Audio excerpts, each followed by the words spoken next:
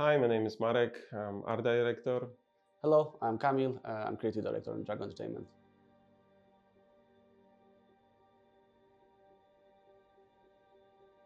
There were a few reasons to give the players story in Winter Survival.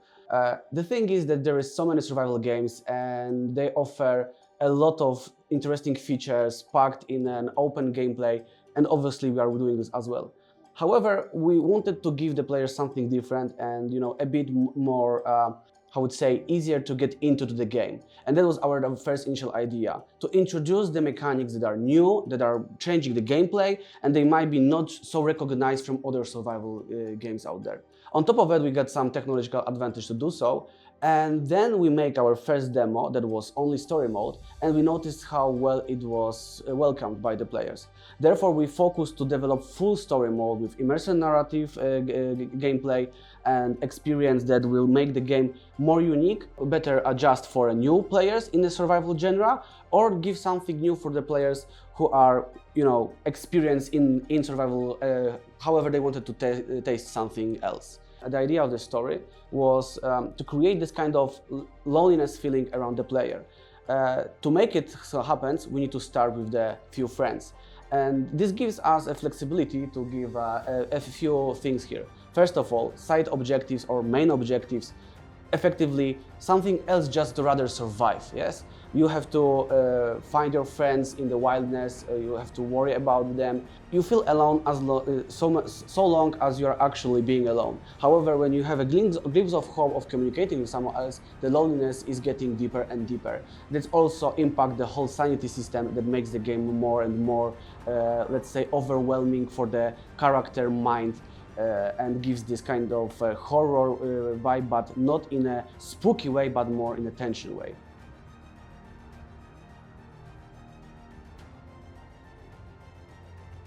Well, first of all, I'm a big fan of the mountains and the environment itself. To me, this question is about the style, really, and how we were developing the style of realism, but more colorful, the bigger, the stronger.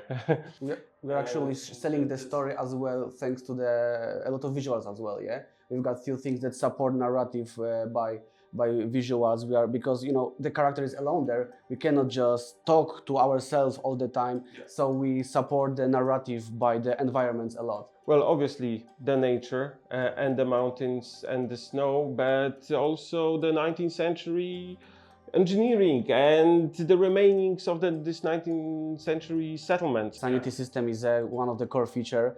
So we got effectively a couple of ways to just tell the story in a non-verbal way. Yeah. About the inspiration and on the other things that we, despite the nature obviously itself, for me, I don't remember the title as well. I believe it was The Grey.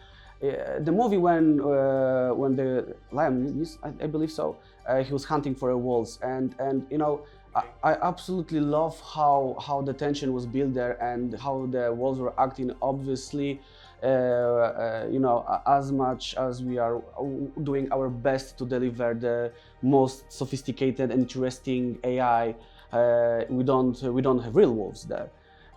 But we take a lot of real features, I would say, from them. My personal favorite, one of the personal movies that I like a lot is Alien, the first one, when basically the whole movie is a one big tension. And obviously you don't see it, but exactly. You feel it. And we also try to deliver it somehow with our bear, who is constantly following you and making your life a bit more difficult.